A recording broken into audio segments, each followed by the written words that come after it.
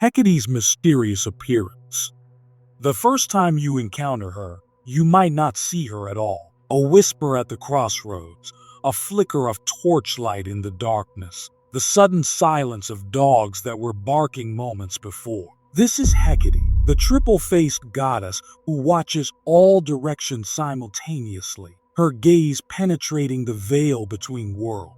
Unlike the radiant Olympians who bathe in sunlight atop their mountain, Hecate dwells in the spaces between, where light meets dark, where life meets death, where the known meets the unknown. Her most striking feature isn't her beauty or terror, but her multiplicity. Three faces gazing in three directions, seeing what was, what is, and what will be.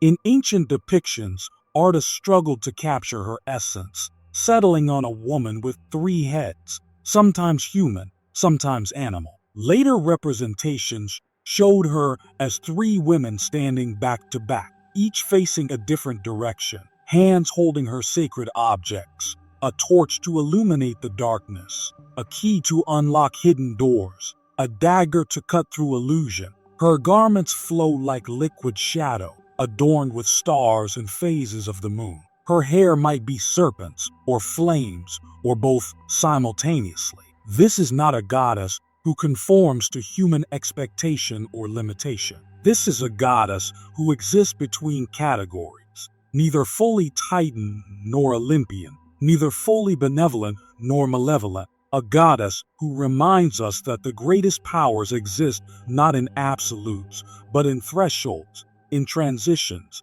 in the liminal spaces where transformation becomes possible. From Titaness to Greek Pantheon.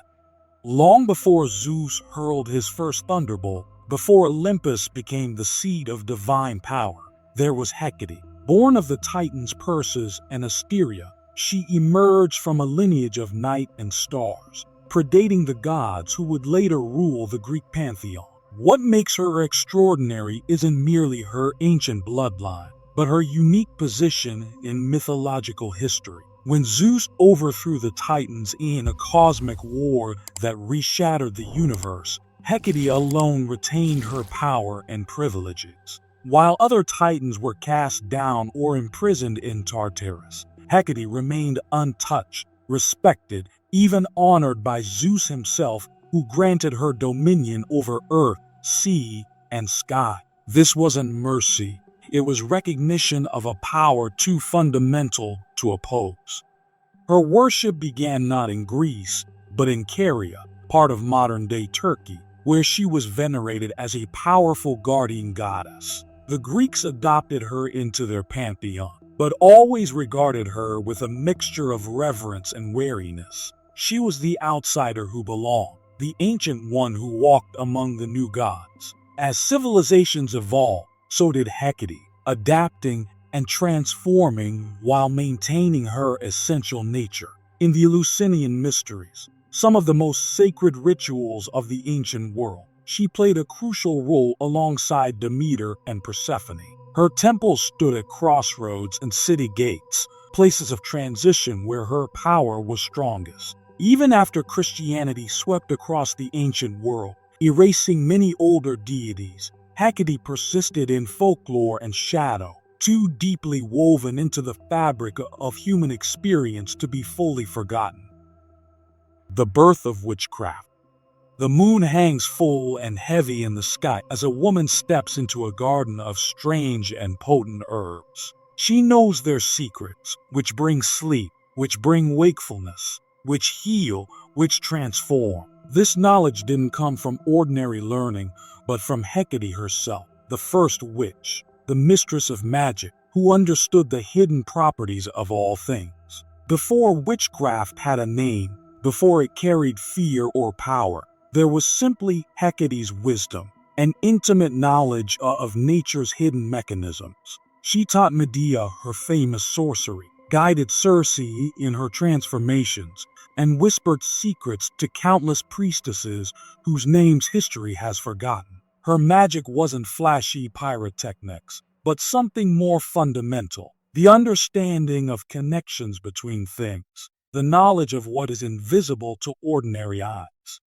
The Greeks called it pharmakia, a word encompassing medicine, poison, and magic, recognizing that these categories bleed into one another just as Hecate crosses boundaries between worlds. Her witchcraft involved herbs gathered under specific moon phases, incantations spoken at precise moments, rituals performed at crossroads where reality thins. Unlike gods who worked their will through obvious displays of power, Hecate operated through subtle influences, through knowledge painstakingly acquired. The women who followed her path were not merely casting spells, but participating in an ancient tradition of wisdom. Even today, when someone speaks of the witch goddess, they invariably mean Hecate, not because she's malevolent or frightening, but because she represents the original archetype of feminine magical power, the keeper of mysteries that persist beneath the surface of the mundane world, available to those brave enough to seek them. Power over all realms. Stand at any crossroads at midnight, and you stand in Hecate's domain. These intersections, where multiple paths converge and diverge, are more than geographical features. They're metaphysical punctures in reality where boundaries between worlds grow thin. This is why travelers in ancient Greece would leave offerings at crossroads, small meals called Hecate's suppers, hoping to secure safe passage through dangerous territories. As guardian of these liminal spaces, Hecate doesn't simply watch over physical crossroads, but all points of transition and decision, doorways, thresholds, gates, shorelines, anywhere one state of being transforms into another. Her power isn't confined to a single realm like most deities. She moves freely between the upper world of the living, the underworld of the dead, and the sea that connects all things.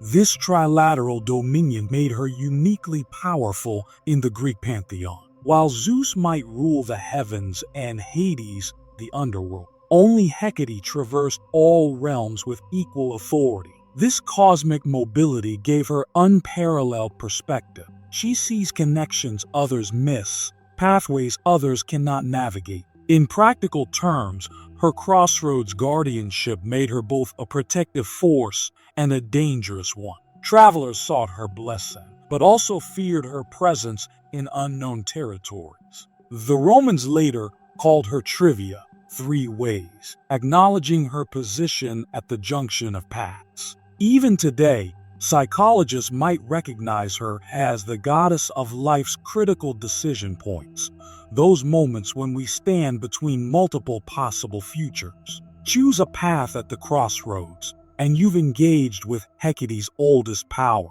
the witnessing of choices made, the guardian of paths taken and not taken. Torches, keys, and hounds.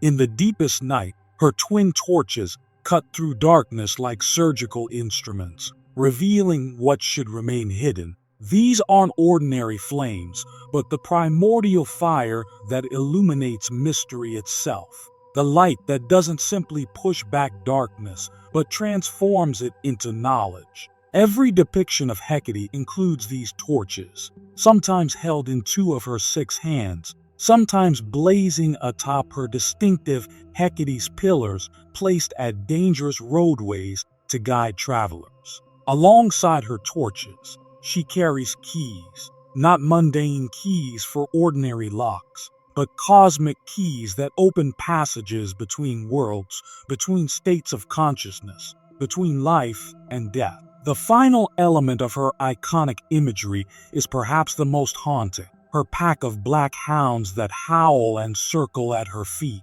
creatures that can sense death approaching and track souls across the boundary between worlds. These symbols reveal her essential functions and powers. The torches represent illumination in both literal and metaphorical senses, the ability to see in darkness, to understand what others cannot perceive. Her keys symbolize access and restriction. She determines who may pass between realms, who may access hidden knowledge, who may unlock doors best left closed, and her hounds, sometimes described as former humans transformed as punishment, sometimes as chthonic spirits in animal form, represent her connection to the underworld and her role as psychopomp, guiding souls on their final journey. In some traditions, a dog howling at night without apparent cause signals Hecate's invisible presence, her hound sensing what human senses cannot.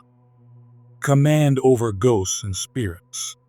The veil between worlds is thinnest at night, a truth Hecate understood long before humans discovered fire. As Queen of Night, her dominion extends beyond darkness itself to everything that thrives within it: dreams, fears, restless spirits, and the subconscious realms we enter when we close our eyes.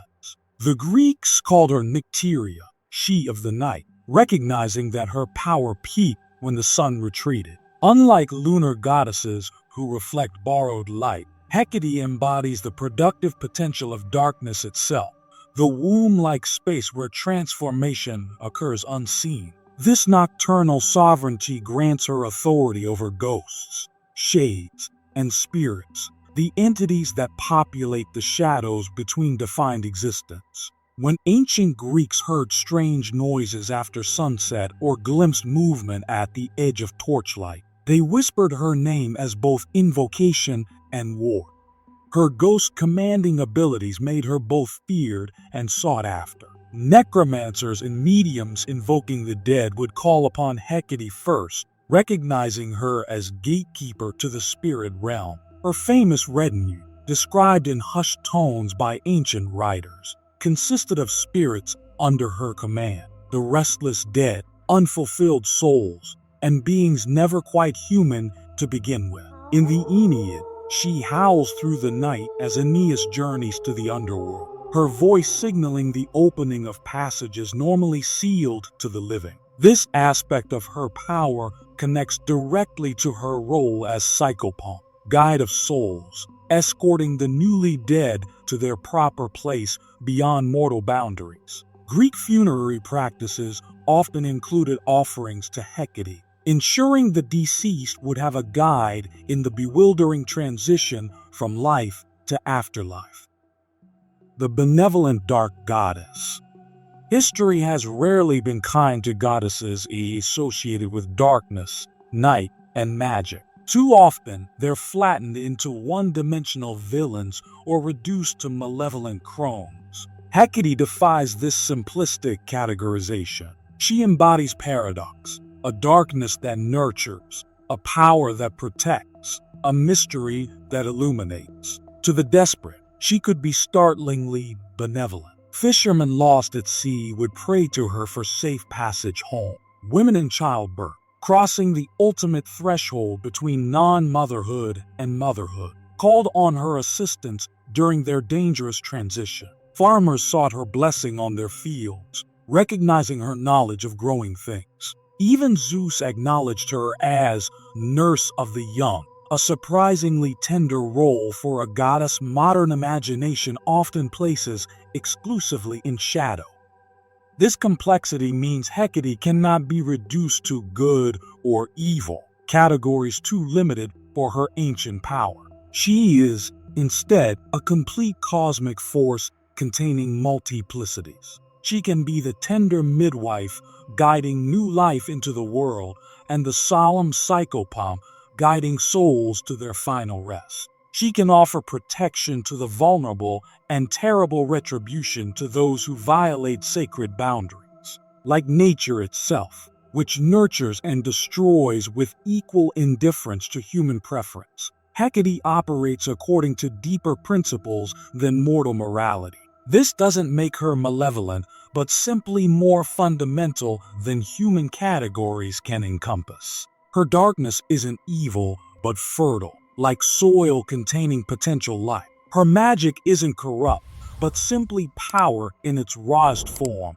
available to those who understand its proper use. In psychological terms, she might represent integration of shadow aspects, not their elimination, but their acknowledgement as essential parts of a complete self.